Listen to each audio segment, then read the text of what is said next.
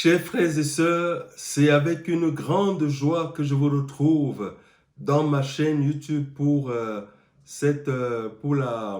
9e partie de cette série que j'ai commencée, qui s'intitule L'enlèvement et le dépouillement du corps. Chers frères et sœurs, la parole de Dieu dit que c'est poussé par le Saint-Esprit que les hommes ont parlé de la part de notre Dieu. Donc, chers frères et sœurs, les temps sont finis. L'enlèvement est imminent. Donc, aujourd'hui, chers frères et sœurs, cette nouvelle, c'est-à-dire dans cette partie 9, nous allons parler des choses, des choses qui se passent dans ce monde en ce moment, et aussi des choses que l'ennemi cache, parce que le Saint-Esprit est là pour mettre les œuvres de l'ennemi à nu. Donc, chers frères et sœurs, l'heure est grave. Si ce que vous allez dans des églises, et que dans ces églises-là, on vous parle que des guérisons et des miracles, et qu'on prédit l'avenir, alors ça veut dire que ces églises-là ne sont pas c'est-à-dire ne sont pas dirigées par le Saint-Esprit, et que ces serviteurs-là sont des faux serviteurs. Chers frères et sœurs, si vous êtes abonnés à une chaîne chrétienne, ou à des chaînes chrétiennes, qui vous parlent que de la guérison, de la prière, vous savez, chers frères et sœurs, regardons notre Seigneur Jésus sa vie. Nous sommes ses imitateurs. Regardons, chers frères et sœurs, quand on amenait un malade devant le Seigneur, qu'est-ce que le Seigneur faisait? Il lui disait, tes péchés te sont pardonnés, va et ne pêche plus. Et ce dernier était guéri. Donc aujourd'hui, chers frères et sœurs, il y a des gens, c'est-à-dire qui sont abonnés à des chaînes chrétiennes, on prie pour eux tous les jours. On les délivre tous les jours. On chasse l'ennemi dans leur vie tous les jours. Et ils ne vont jamais, c'est-à-dire que c'est des gens qui sont toujours dépendants de ces serviteurs. Ces serviteurs vont toujours leur dire qu'ils sont en danger et qu'il faut prier. Donc, chers frères et sœurs, c'est un mensonge qui vient de l'ennemi. Parce que notre Seigneur Jésus dit dans sa parole que ceux qui croient en moi feront les œuvres que j'ai faites et ils en feront des plus grandes. Donc le Seigneur nous donne même cette capacité de faire plus que lui. Et nous avons l'exemple avec l'apôtre Pierre. Chers frères et sœurs, la Bible nous dit que le Seigneur Jésus a guéri les malades. Mais on ne nous dit pas que le Seigneur a guéri les malades avec son ombre.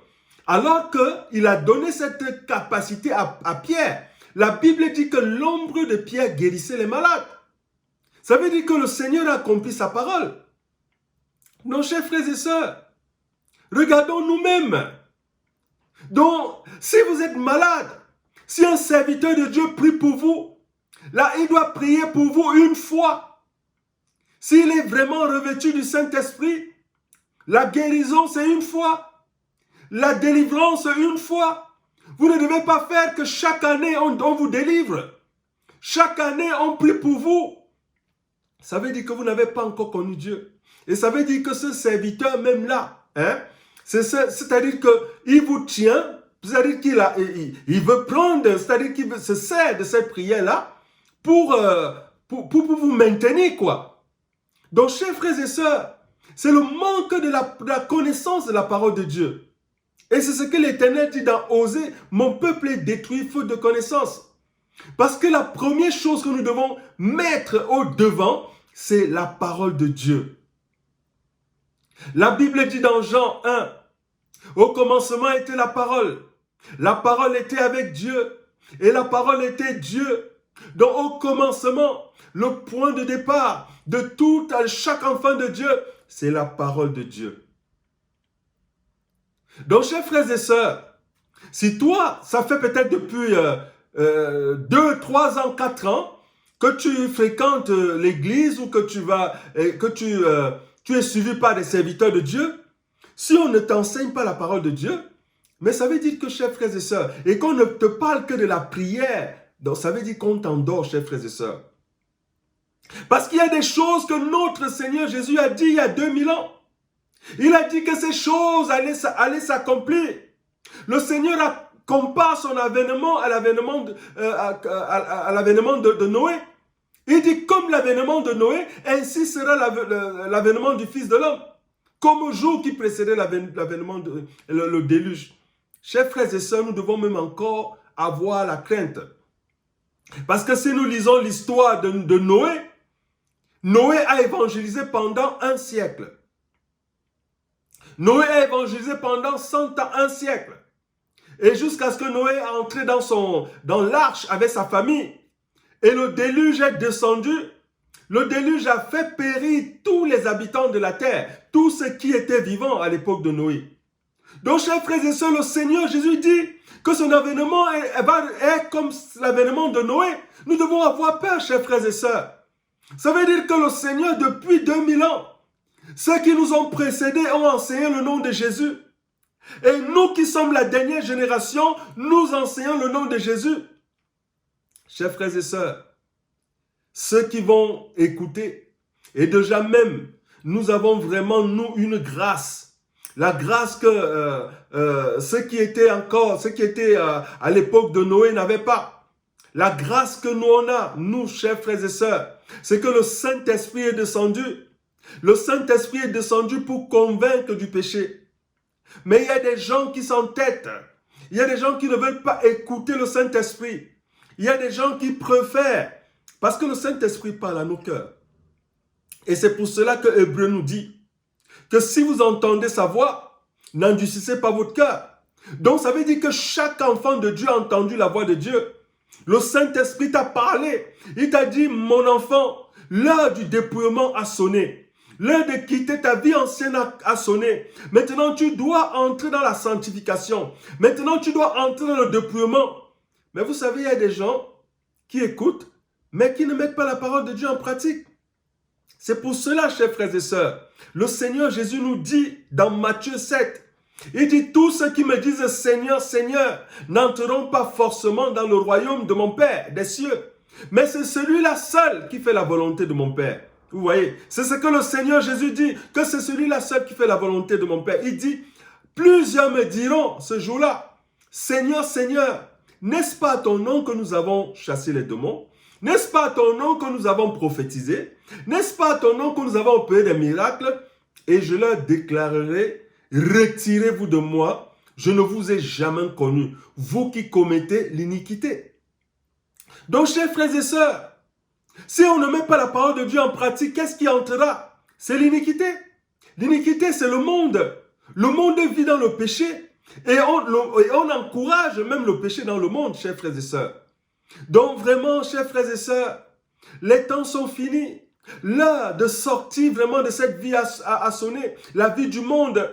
Parce que si tu continues à vivre dans la débauche, si tu continues à vivre dans l'adultère, si tu continues à vivre dans l'idolâtrie, si tu continues à faire ces choses, chers frères et sœurs, dans le mensonge, dans la haine, chers frères et sœurs, tu ne seras pas enlevé.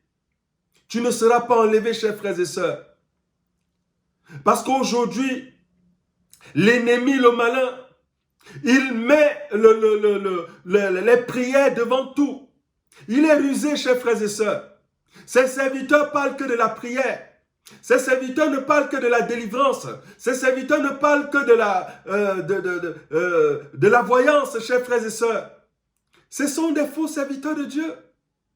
Si vraiment vous avez devant vous, ou si vous êtes abonné à des chaînes qui ne parlent que des prières, oh, désabonnez-vous, sortez de ces chaînes-là, sortez de ces églises-là, parce qu'elles vont vous amener, chers frères et sœurs, en enfer. Oh, chers frères et sœurs, le Saint-Esprit m'a mandaté pour vous éclairer. Parce qu'aujourd'hui, chers frères et sœurs, les vrais serviteurs de Dieu prêchent la repentance. Les vrais serviteurs de Dieu prêchent la sanctification. Les vrais serviteurs de Dieu annoncent l'enlèvement. Chers frères et sœurs, c'est le message le plus important. Il est plus important que tout en ce moment. Oh, chers frères et sœurs, Fais un examen de conscience. Et c'est ce que le Seigneur nous dit dans l'Apocalypse, chers frères et sœurs. Parce qu'aujourd'hui, chers frères et sœurs, le Seigneur ne nous demande même plus, c'est-à-dire que, comme la parole de Dieu dit qu'il y a un temps pour tout, le temps, c'est-à-dire de la miséricorde, hein, de la compassion est passé, chers frères et sœurs. Aujourd'hui, si tu entends cette parole et que tu ne la mets pas en pratique, le Seigneur ne va même pas, il ne va pas insister, chers frères et sœurs. Lisons, qu'est-ce que Apocalypse 22, si nous sommes dans Apocalypse 22, qu'est-ce que le verset 11 nous dit? C'est le Seigneur qui parle. Que celui qui est injuste soit encore injuste. Que celui qui est souillé se souille encore. Chers frères et sœurs, cette parole fait peur. Parce que le Seigneur encourage, même il dit que celui qui est injuste soit encore injuste. Que celui qui se souille encore. Vous voyez, chers frères et sœurs. Et les deux choses, pour terminer, il dit que celui qui est juste pratique encore la justice. Que celui qui est saint se sanctifie encore. Donc, chers frères et sœurs, si tu es juste, nous devons continuer. Tu dois continuer à pratiquer la justice, chers frères et sœurs. Il t'encourage. Si tu es saint, il t'encourage encore à te sanctifier davantage. Il nous encourage à nous sanctifier davantage, chers frères et sœurs. Parce que le Saint-Esprit, chers frères et sœurs, ne va pas enlever les gens qui sont dans la prière, dans le jeûne. Chers frères et sœurs, aujourd'hui c'est l'inverse. On met la prière, le jeûne devant, le parler en langue. Alors que la chose qu'on devait mettre devant, c'est la parole de Dieu. Parce que nous pouvons jeûner, nous pouvons prier. Mais si nous ne mettons pas la parole de Dieu en pratique, nous ne serons pas enlevés, chers frères et sœurs. Et ce que nous allons lire dans notre dernier chapitre, dans Apocalypse 16, fait peur, chers frères et sœurs. Fait peur, pourquoi? Parce que le Seigneur, parce qu'il y a des gens qui savent que le Seigneur viendra juger le monde, oui. Nous ne parlons pas de la guerre d'Armageddon, mais nous parlons de l'enlèvement. Parce que l'enlèvement, le Seigneur nous parle. Il nous dit comment il va venir, comment il va se manifester pour l'enlèvement. C'est dans Apocalypse 16. Si vous avez trouvé Apocalypse 16, qu'est-ce que le verset 15 nous dit, chers frères et sœurs? Quand je lis cette parole, ça me donne la chair de poule parce que je me dis, oh Père, je dois m'examiner tous les jours. Qu'est-ce qu'il dit? Voici, je viens comme un voleur. Heureux celui qui veille et qui garde ses vêtements afin qu'il ne marche pas nu et qu'on ne voit pas sa honte. Chers frères et sœurs, d'abord la chose que chaque enfant de Dieu devait savoir, c'est que il dit, je viens comme un voleur. Nous savons qu'un voleur n'annonce pas quand il vient. Nous savons qu'on ne sait jamais quand le voleur vient. Donc ça veut dire que nous ne devons pas, c'est-à-dire que nous ne devons pas nous attendre, c'est-à-dire que le Seigneur ne va pas envoyer un ange nous dire. Nous devons nous préparer, chers frères et sœurs. Il dit, voici, je viens comme un voleur. Et maintenant, il dit, heureux. Parce que le Seigneur, il veut que tous ses enfants soient sauvés. Il dit, heureux celui qui veille. Et nous comprenons veiller. Veiller, ça veut dire permanemment. Veiller veut dire tous les jours. Veiller veut dire tout le temps. Il dit, heureux celui qui veille et qui garde ses vêtements afin qu'il ne marche pas nu. Est-ce que nous comprenons? Et qu'on ne voit pas sa honte. Vous voyez, chers frères et sœurs, aujourd'hui, il y a des serviteurs, des gens qui se font passer pour des grands serviteurs, des gens qui ont plus de 3000 fidèles dans leur église. Mais pourquoi ils ont ces 3000 fidèles? Est-ce que vous savez, chers frères et sœurs, que le diable donne le pouvoir? Le pouvoir, c'est-à-dire quand je dis le pouvoir, c'est un faux pouvoir à certains serviteurs. Et ces serviteurs-là, qu'est-ce qu'ils font? Ils s'arrangent avec des chrétiens, ils leur donnent de l'argent. Et quand ils viennent le soir, quand ils veulent prédire l'avenir, ces serviteurs-là, parce que il a donné de l'argent, il t'appelle, il dit que tu t'appelles Jean, Alors que toi, tu dis oui. Il te dit, tu es né telle date, ta date de naissance est tant. Tu dis oui. Et ton père s'appelle X et ta mère, toi, tu dis oui. Tu commences à faire comme si tu es étonné. Alors qu'on lui a donné l'argent pour dire oui à tout. Chers frères et sœurs, ce sont des menteurs. Ce ne sont pas des vraies guérisons. Ce ne sont pas des vrais miracles. Ou une personne qui vient dire que j'ai eu ceci, un cancer, le pasteur a prié pour moi et j'ai été guéri, alors qu'on n'a jamais prié pour lui. Donc, chers frères et sœurs, ces faux serviteurs de Dieu attirent des milliers de gens dans leur église. Mais la chose la plus importante, c'est quoi? C'est celle que le Seigneur Jésus dit. Qu'est-ce qu'il dit? Il dit de peur que tu dois garder tes vêtements, de peur que tu ne marches nu et qu'on ne voie pas ta honte. Donc, ça veut dire que tous ces serviteurs de Dieu, ces faux serviteurs de Dieu, après l'enlèvement, le monde verra leur nudité. Le monde verra c'est-à-dire qu'ils marcheront nus. Pourquoi? Parce que ils seront vraiment mis à nu. On verra qu'ils ont été des faux serviteurs et parce que tous ceux qui seront enlevés, chers frères et sœurs, ça voudrait juste dire que tous ces gens-là n'ont pas servi Dieu, n'ont pas suivi Dieu, n'ont pas mis la parole de Dieu en pratique. Oh, chers frères et sœurs, ne soyons pas influencés parce qu'on nous montre une église qui a 1000, 2, 3000 personnes. Mais la chose la plus importante, c'est quoi? C'est la personne, le Seigneur Jésus dit, celui-là seul qui fait qui fait la volonté de mon Père. Et nous savons que la volonté de notre Père, c'est quoi? Le Père dit que là où 2 ou 3 s'accordent à mon nom, je suis au milieu d'eux. Et il dit encore que là où 2 ou 3 s'accordent sur la terre pour demander quoi que ce soit à mon Père, cela leur sera accordé. Donc Dieu, ce n'est pas, c'est-à-dire que ce que Dieu veut, c'est la mise en pratique de sa parole. Chers frères et sœurs, l'heure est venue pour nous, chers frères et sœurs, de nous examiner et de commencer vraiment à faire ce dépouillement, à vivre ce dépouillement, parce que si l'enlèvement a lieu aujourd'hui, mon frère, ma sœur, c'est une fois. C'est une fois, chers frères et sœurs. Si on vous a dit qu'il y a le pardon après la mort, c'est faux. Si tu loupes l'enlèvement, c'est fini. Tu devrais passer par les 7 années de tribulation. Et les 7 années de tribulation, c'est le diable qui aura le pouvoir sur le monde. Et il va maltraiter, tuer des gens. Donc vraiment, chers frères et sœurs, oh, réveille-toi, réveillez-vous. Réveillons-nous. Mettons la parole de Dieu en pratique. Je vais m'arrêter là, chers frères et sœurs, pour cette 9e partie. Et j'espère que vous avez été bénis. Et s'il plaît à Dieu, je mettrai bientôt la 10e partie. Et c'est la dernière. Et comme ça, je crois que je serai encore inspiré par le Saint-Esprit pour continuer, parce que je vais continuer dans les séries, mais qui auront peut-être 5 parties, mais je vais continuer, s'il plaît à Dieu, dans les séries. Et que le Seigneur vous bénisse.